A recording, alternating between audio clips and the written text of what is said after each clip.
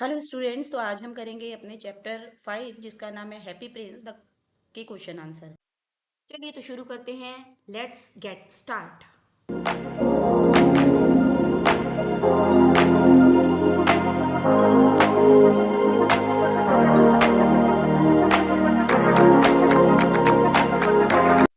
तो ये देखिए आपने छोटी सी चैप्टर बेस्ड क्लिप। तो चलिए अब हम शुरू करते हैं अपने क्वेश्चन आंसर। हमारा फर्स्ट क्वेश्चन है, why do the courtiers call the Prince the happy Prince.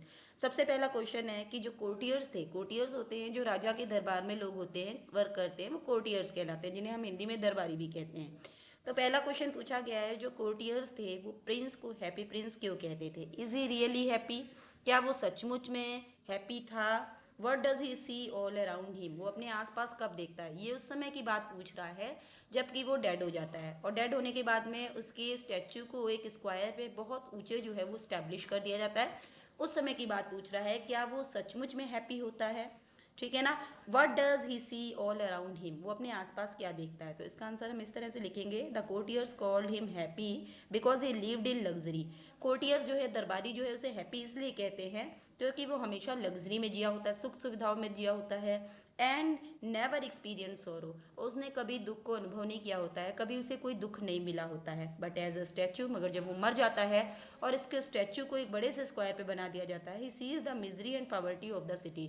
वो इतना ऊंचा होता है जिस पर से वो अपना सारा शहर देख पाता है, और शहर को देखने की वजह से वो वहाँ पे जितना भी दुख है शहर के लोगों में, गरीबों का जितना भी दुख है, जितनी भी गरीबी है, उन सबको देख पाता है, और वो ये देख कर दुखी हो जाता है, और तब वो ये फील करता है कि वास्तव में सचमुच में वो सुखी नहीं है। इसके बाद में आता है हमारा सेकंड क्वेश्चन। सेकंड क्वेश्चन कहता है, why does the happy prince send a ruby for the seamstress. Seamstress का मतलब होता है who stitches a women who stitches the clothes. ठीक है ना, जिसको हम हिंदी में दर्जिन बोलेंगे, दर्जी की फेमिनाइन जेंडर है। तो वही वो कहता है, why does the happy prince send a ruby for the seamstress. जो हैप्पी प्रिंस, सॉरी, जो प्रिंस होता है, हैप्पी प्रिंस होता है, वो सी मिस्ट्रेस के लिए, दर्जिन के लिए एक रूबी, रूबी हमने देखा था कि मैंने आपको बताया था पढ़ाते समय कि एक रेड कलर का प्रीशियस स्टोन होता है, जेम होता है। ठीक है ना। तो वो रूबी जो है वो सीमेस्ट्रेस के पास में क्यों भेजता है, यहाँ पे ये क्वेश्चन पूछ रहा है। What does the swallow do in the seamstress house. और जब, क्योंकि वो जो रूबी को भेजता है वो सॉरी, जो स्वेलो होती है उसके थ्रू भेजता है। तो जब स्वेलो उसके घर में पहुंचती है, वो सीमेस्ट्रेस के घर में पहुंचती है, तो वो क्या करती है? तो हम इसका आंसर इस तरह से लिखेंगे, the seamstress is poor and her son is ill. जो सीमेस्ट्रेस होती है, दर्जन होती है, कपड़े सिलने वाली लेडी होती है, वो बहुत ज़्यादा गरीब होती है। And his son is ill, और उसका बेटा कैसा है? बीमार है। The prince sends her a ruby to help her. ठीक है ना। और जो प्रिंस है वो उसे इसलिए रूबी भेजता है ताकि वो उसकी कुछ हेल्प कर सके। The swallow delivers it and fans the boys forehead with his wings. Swallow इसे लेके जाती है उस सीमेस्ट्रेस के घर पे, उसके घर पहुंचा के आती है। एंड फैंस द, और उसके बाद में जब वो उसके घर के अंदर हॉप करके जाती है, तो वो क्या करती है, जिस बेड पे उसका बीमार बेटा लेटा होता है उसके चारों तरफ एक चक्कर काटती है, और फिर अपने विंग से उसके माथे पे हल्की सी हवा करती है। ठीक है ना, जिससे उसको आराम मिलता है और उसका बेटा सो जाता है। तो इस तरह से हमने सेकंड क्वेश्चन देखा, जिसमें हम ये देखते हैं कि किस तरह से जो प्रिंस होता है उसका पर्पस जो होता है रेड रूबी को भेजने, जो रूबी को भेजने के लिए, मतलब रूबी जो प्रीशियस जेम था उसे सेमेस्टर्स के पास भेजने का पर्पस जो होता है उसकी हेल्प करना होता है। इसके बाद में हम आते हैं अपने थर्ड क्वेश्चन पे, और हमारा थर्ड क्वेश्चन क्या क्या कहता है? थर्ड क्वेश्चन कहता है, for whom does the prince send the sapphire and why. इसके बाद में उसके पास और दो चीज़ें होती हैं जो बहुत ज़्यादा, जिसे कहते हैं बहुमूल्य होती हैं, बहुत ज़्यादा प्रीशियस होती हैं, और वो होती हैं उसकी दो आंखें, जो कि शेफायर की बनी होती है। शेफायर जो होता है वो एक ब्लू कलर का जेम होता है, नीले रंग का पत्थर होता है, नीले रंग का रत्न होता है। ठीक है ना, जिसको हम नीलम कहते हैं हिंदी में। तो for whom does the prince and the sapphire and why. जो शेफायर भेजता है प्रिंस, वो किसके लिए भेजता है और क्यों भेजता है? वन शेफायर, तो उसका आंसर हम इस तरह से लिखेंगे, one sapphire goes to a playwright. एक शेफायर जो है वो किसके लिए भेजता है? चिड़िया को कहता है, सेलो को कहता है कि तुम जाओ और एक शेफायर को जाके किसे दे आओ? प्ले राइट को, उस नाटक लिखने वाले को दे आओ ठीक है ना। Who is cold and hungry, जिसे बहुत ठंड लग रही है और जो बहुत भूखा है। And the other to a match girl, और एक दूसरा जो शेफायर है उसकी दो पहली आँख तो वो कहता है कि मेरी आँख को निकाल लो, इसमें जो शेफायर लगा हुआ है उसे निकाल लो और निकाल के इसे दे आओ, उस यंग मैन को दे आओ, उस यंग प्ले राइट को दे आओ जिसको बहुत ठंड लग रही है और जो बहुत भूखा है। और दूसरी आँख को निकाल लो, जो मतलब दूसरा शेफायर उसमें लगा उसको भी निकाल लो, और किसको दे दो, उस मैच गर्ल को दे दो, उस माचिस बेचने वाली लड़की को दे दो, whose match fell in the gutter, जिसकी माचिस जो है वो कहाँ गिर गई है, गटर में गिर गई हैं। Both are acts of compassion, और वो कहता है ये दोनों जो काम होते हैं वो उसके लिए दया के काम होते हैं, वो उनकी हेल्प करना चाहता है, इसलिए वो दोनों के दोनों अपनी आंखें, जो कि शेफायर एक प्रीशियस जेम की बनी हुई होती हैं, वो स्वेलो को उन लोगों को देने को कहता है जिनको इनकी रियली बहुत ज़्यादा नीड होती है। इसके बाद में हम आते हैं अपने फोर्थ क्वेश्चन पे, और हमारा फोर्थ क्वेश्चन कहता है what does the swallow see when it flies over the city. जब चिड़िया, प्रिंस जब अंधा हो जाता है तो वो चिड़िया से कहता है कि तुम जाओ मेरे सिटी के ऊपर उड़ो और जाके वहाँ पे देख के आओ कि लोग कैसी ज़िंदगी जी रहे हैं। तो चिड़िया जो है वो उड़ के, स्वेलो जो है वो उड़ के जाती है, पूरी सिटी के ऊपर घूमती है और तरह तरह की चीज़ें देखती हो और फिर उसे प्रिंस को आकर बताती है। तो वो क्या क्या चीज़ें देखती है जब वो सिटी के ऊपर उड़ रही होती है, वो किन किन चीज़ों को देखती है, वो यहाँ पे बताना है। तो इसका आंसर हम इस तरह से लिखेंगे, he sees rich people enjoying themselves. वो देखती है कि जो अमीर लोग होते हैं वो अपने आप को इंजॉय कर रहे होते हैं तरह तरह से।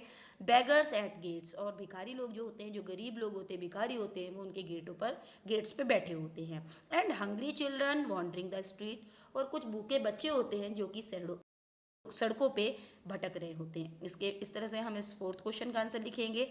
इसके बाद में आता है फिफ्थ क्वेश्चन। फिफ्थ क्वेश्चन हमसे पूछता है why did the swallow not leave the prince and go to Egypt. Last में हम देखते हैं कि जो स्वेलो होती है वो प्रिंस से प्रॉमिस करती है कि वो उसे कभी छोड़ के नहीं जाएगी और वो कभी भी इजिप्ट नहीं जाती, प्रिंस के पास ही रह जाती है। ऐसा क्यों होता है, इस क्वेश्चन में हमें बताना है। तो इसका आंसर हम इस तरह से लिखेंगे, the swallow is moved by the princess kindness. जो स्वेलो होती है, छोटी चिड़िया होती है, उसका जो मन होता है वो प्रिंस की काइंडनेस को देखकर क्या हो जाता है, पिघल जाता है, कन्वर्ट हो जाता है। ठीक है ना। अब वो डिसाइड करती है, मूव हो जाता है कि अब मैं कभी भी प्रिंस को छोड़ के नहीं जाऊँ। क्यों? क्योंकि अब अपनी दया करने, दान करने की वजह से वो अपनी दोनों आंखें भी दान कर देता है, जो कि शेफायर की बहन, अब वो देख भी नहीं पाता है। तो चिड़िया सोचती है अब ये ब्लाइंड हो गया है तो मैं इसके साथ में हमेशा रहूंगी और उसकी हेल्प करूंगी, and stays to help him, और उसके साथ में रहती है उसकी हमेशा हेल्प करने के लिए।